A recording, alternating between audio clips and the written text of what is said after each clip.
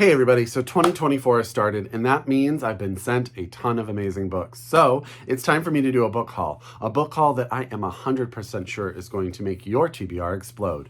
So let's get started.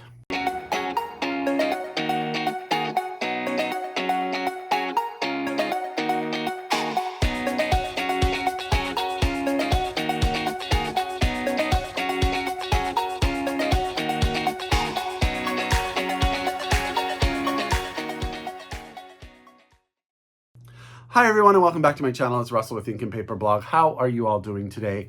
As always, I hope you're happy, I hope you're healthy, I hope you're safe, and of course, I hope you're reading an amazing book or two or three or four. Today, I am here to share with you a book haul full of amazing books. All books that I wish I could read. Is there any way that I could just quit my job and read book after book after book? I would really like that to be a thing, to be honest with you. But I can't complain. I get sent books, I read a ton of books, and I love it. I would just love to do it more.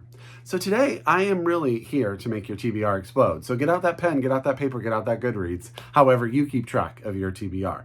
If you are so able, please order these books from your local independent bookstore, or if you're a library user, get your library to get you a copy as soon as possible. Okay, so the first one I want to tell you about is a collection of short stories called Your Utopia by Bora Chung. This is translated from the Korean by Anton Her. Anton has his own book coming out in the coming year, I believe, and super excited for that one. Would love to get a copy of that and read that. But this is about Your Utopia. This is a collection of short stories. If you may remember, Bora Chung was nominated. I think she was shortlisted for both the International Booker and the National Book Award for her collection of stories called Cursed Bunny. And this is back there, and she's a mixture of horror, dark humor. She's very much into like the absurd. And in this collection, it says these are tales of loss and a discovery of loss and discovery, dystopia and idealism, death and immortality. I read the first one. She's so good. And Anton Her is such an amazing translator. So highly recommend. Oh, I should say that this was sent to me by Algonquin. So thank you, Algonquin. And this is Your Utopia Stories by Bora Chung. And this is translated from the Korean by Anton Her. Okay, we're gonna switch gears a little bit from those short stories to a fantasy novel. I have to say, this publisher sent this fantasy novel, you'll see why, with a bunch of these fake leaves in it, so they kind of go everywhere, but they're sort of cool because I've been using them as bookmarks. But that we are going to talk about The Longest Autumn by Amy Avery out from Flatiron Books. This is one of those sort of fantasy god plays. I can't think of the word I'm thinking about. But our main character is sort of a human caretaker for the god of autumn. And there is this mirror, and there are 4 gods of the seasons and caretaker for each of them. And they walk the gods back and forth through this mirror, and that's how seasons change in this world. Well, however, on this one time, the mirror that they should have gone through shatters, and the world gets stuck in a season of autumn. And as time goes on, this god of autumn becomes more and more human, more and more infatuated with his caretaker, but the world around them starts to fall apart. Famine happens. You know, the world needs to go through winter, go through spring, go through fall, summer, fall, all of that in order to sort of survive. And it's, can they fix this while there's all these people who maybe don't want it to be fixed going around. So that is The Longest Autumn by Amy Avery out from Flatiron Books. You can get your hands on it now. I don't think, funny enough, I don't think I have ever gotten a book from this publisher before. And now in the last couple of weeks, I've gotten 2. So I'm super excited to find a new publisher. And that is Overlook Books. And this is the novel Mother Doll by Katya, Apekina. And this is, I want to just make sure, yes, I don't believe it is. It is not translated. I wanted to make sure. This is the story of 4 generations of Russian women. We have our main character. She's pregnant. Life is not going her way. Her husband doesn't want the baby. The most important person in her life is her grandmother, who is ill and dying. And then all of a sudden, this psychic, who usually is a pet psychic, shows up and says that her great-grandmother, Irina, I believe, is speaking through him to tell a story because she needs to get something cleared up. And that's all that I'm going to say because that sounds fantastic. So it's a family drama with some ghost issues, with clearing up family past drama, and all through the mouth of a pet psychic. I mean, come on. Come on, that sounds fantastic. So that's Mother Doll by Katya Apekina from Overlook. And their other book just arrived yesterday, so I haven't had a chance. But they are putting out some stuff I'm very, very interested in. Okay, so we're going to switch gears again to a book that is going to be like nothing that you read this year, and that is Diaries by Sheila Heti. This is out from FSG. It just came out on February 6th, so you can get your hands on a copy. So basically what this is a collection of thoughts. Sheila Heti collected her thoughts over a 10-year period, and then she organized those thoughts in alphabetical order by the start of the sentences. So each section starts with a different letter until the very, very end. I started this one, and I actually was waiting for the audiobook because I just feel like this is going to be one of those ones that as it's read to me, I will be sort of taken into the cadence of it all. And it's going to be weird, right? It's going to sort of be all of these random thoughts brought into a collective narrative, which I think is really, really interesting. Sheila Heti wrote Pure Color, which came out a couple years ago now, which I really, really enjoyed. So highly, highly excited for this book. So that's Diaries by Sheila Heti. It just came out from FSG. You can get your hands on it right now. I'm trying to talk fast because this is a pretty big pile of books. Next is another novel, a novel by a queer writer that when I posted this on my Instagram, so many people I respected talked about how amazing they said this book was. I'm having a little bit of problems with the author's last name, so I'm going to do my best, but this is How We Named the Stars by Andres and Ordorica, and this is out from Tin House. This just came out. I think you can get your hands on it as we speak. So this is the story of Daniel de la Luna. He comes to America on scholarship to an East Coast university.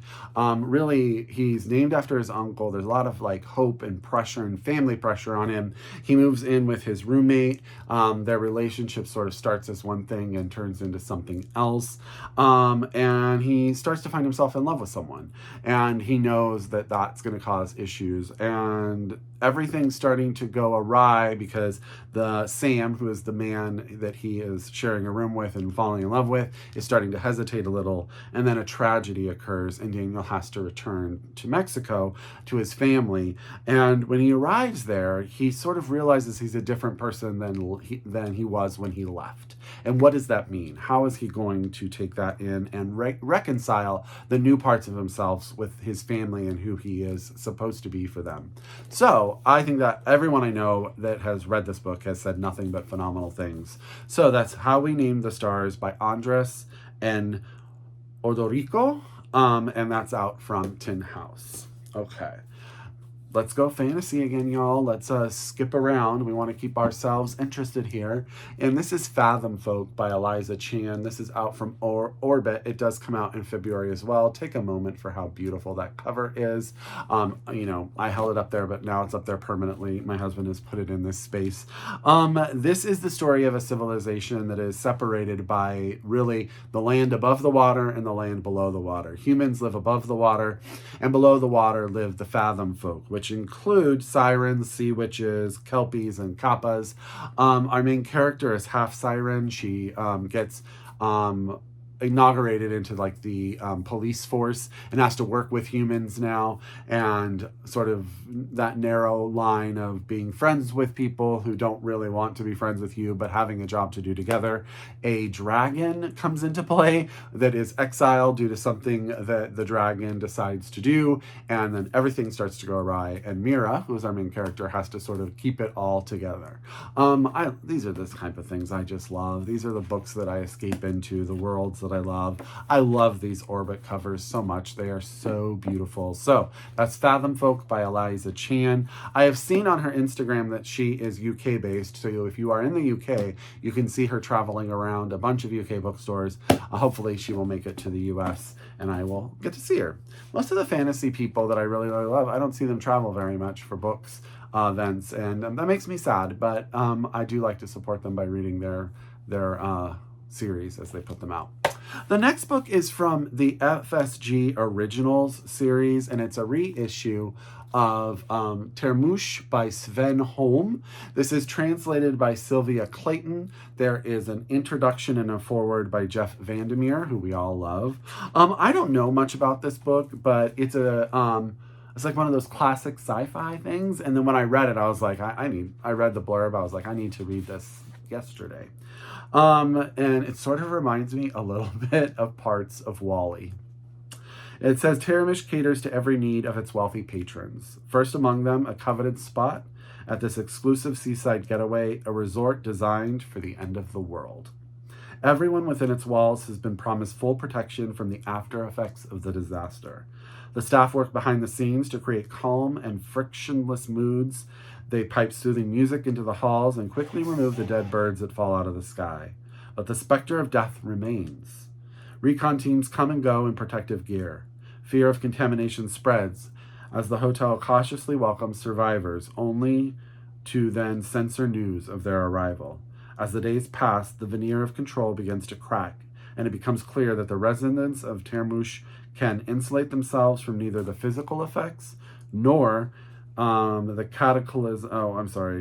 physical effects of the cataclysm nor the moral fallout of using their wealth to separate themselves from everyone else. So I think that sounds really cool. That's Termush by Sven Holm, translated by Sylvia Clayton, out from FSG Originals.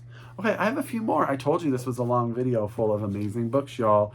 So I hope your TBR has exploded. My husband's thinking about all these pictures he has to find, by the way, and probably not liking that. The next book I want to tell you about is a book that came to me that I know very little about, but sounds pretty cool. And that's Tales from the Bayou City by Tracy Daugherty. And this is out from Zenogram Press, who I do not know much about. But this chronicles 15 years in the life of Houston, Texas. And there's this man, George Palmer, who he's a folklorist. He collects stories and he tells stories. And what I think is really cool is like each section is broken into a different sort of section of time.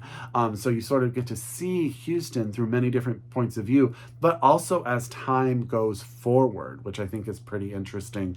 I love books. You know, Northwoods was my favorite book of last year. I love books that make a place as much a character as the people that live in it. I think that's a fascinating writing technique. So that's Tales from the Bayou City by Tracy Daugherty, out from Zenogram Press. Okay. Out from Counterpoint, excuse me, my mouth is really dry today, y'all. I don't know what's going on. I apologize. Out from Counterpoint is this novel, A Woman of Pleasure by Kiyoko Murata, translated by Juliet Winters Carpenter. And this book is set in 1903 Japan. A 15-year-old girl is sold to a brothel in Japan, and she's sort of it's like the most famous brothel in the city, and she's trained, she's being educated, she's being taught all of these things that are important for these young women, but she's also being encouraged to think for herself, and also the people around her are being encouraged to think for themselves. And based on a true story, the women band together and organize a strike, and they walk out on the brothel and into the possibility of new lives. So I think that sounds really cool. It was funny, someone on my Instagram when I posted this was like, oh, that reminds me of Memoirs of a Geisha. Do you remember that book? That book was everywhere. I don't want to say how long ago because it was a while ago, but I remember that book being everywhere. So I'm super excited about A Woman of Pleasure by Kiyoko Murata, out from Counterpoint, translated by Julia Winters Carpenter. Okay, 3 more, y'all. 3 more. I know your TBR is exploding by now, but it's not over yet. let me tell you about Honey by Victor Lodato. This is coming out from Harper, and it comes out at the end of February. No, you know what? This actually was supposed to come out in February. It's now coming out in April. I remember that now. So it's coming out in April. So funny story is, I met Victor Lodato at a Booktopia event many years ago for his last novel, Edgar and Lucy.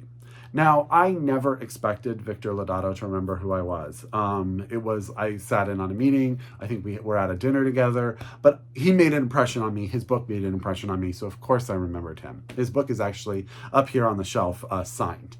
And then with this book came a lovely note from Victor, and he remembered me, and it just made it all that more special that his new book is out and I get to tell you all about it. So Honey is a young rebellious teenager that escapes her father's sort of circle of influence and reinvents herself. She reinvents herself in the world of art and beauty, and she starts working at an auction house in Los Angeles.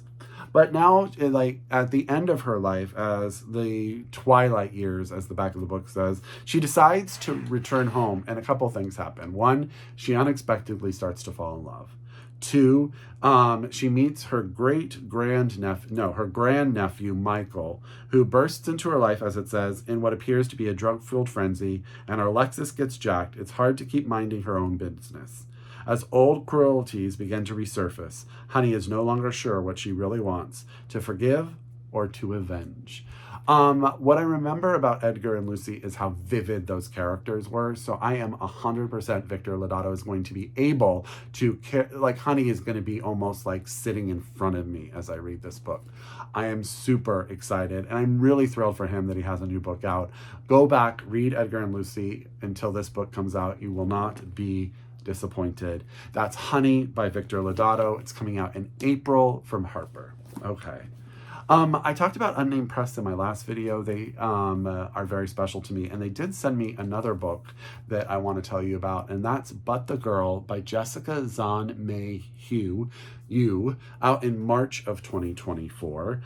This is set in no, it starts in Australia, but I think the character goes to London. But there's this flight, shortly after this flight goes missing, this scholarship student who's called Girl aboards a flight from Australia to London to work on a dissertation on Sylvia Plath. She's sort of ambivalent to academia. She's sort of ambivalent to sort of the world that she's walking into, and her desire is to write a post-colonial novel. I love that the back says if she could only figure out what that is. I love when authors sort of poke fun at the world of literature. I love that. She relishes sort of the freedom, the distance from her family, her ability to sort of walk away from expectations and judgment from her very tight-knit family. And she's able to sort of live on her own and make her own decisions. I do believe that she travels quite a bit. She makes friends, and it's really about her life and owning her own sense of self. I'm really excited for this one. I think the cover is fantastic. And I've heard, again, this got a star reviewed in Publisher Weekly, and that review was fantastic. So, But the Girl by Jessica Zhan May Yu. This is out from UnNamed Press, and it comes out in March. Okay, last but not least, I feel like I've talked and given you all a lot of really good books today, so I hope you are finding something to read in this stack. And this last book is going to just be the cherry on top, and that's Pride and Joy by Louisa Onome. This is out from Atria Books. It comes on March 12th, 2024. This is, I believe that Louisa is a Canadian-Nigerian author, and the main character of her book is also Canadian-Nigerian. Joy is our main character. She is recently divorced. Her life is really overwhelming, and she's currently planning the 70th birthday of her mother. Her mother is sort of like this matriarch of the family, and right before her birthday, she goes and lays down and she doesn't wake up. Now, most of the family decides to believe that she's not really dead and she's going to come back to them in a few days. And they sort of create this almost religious zealousy around this idea. But Joy is now sort of struggling with the loss of her mother, juggling what the family is doing, and also trying to plan a funeral for her mother to be able to say goodbye. And it's really about family. It's really about loss and how you deal with that, and how sometimes life just keeps knocking you down, and how do you finally get up, and what do you learn from everything that's happening. So that is Pride and Joy by Louisa Onome. This is out from Atria Books on March 12th, 2024 here in the US. And yeah, that is a stack of books, y'all. I hope all of these books wound up on your TBR. As always, if you are new to my channel, I hope you found something you liked. You hit subscribe and hit the bell. If you are new, a return subscriber, I could not do this without you. You know, you are my the reason that I do this every single time I sit down to film a video. I appreciate you all. As always, I encourage you to read globally, shop locally, and until next time, I wish you happy reading. Bye, everyone.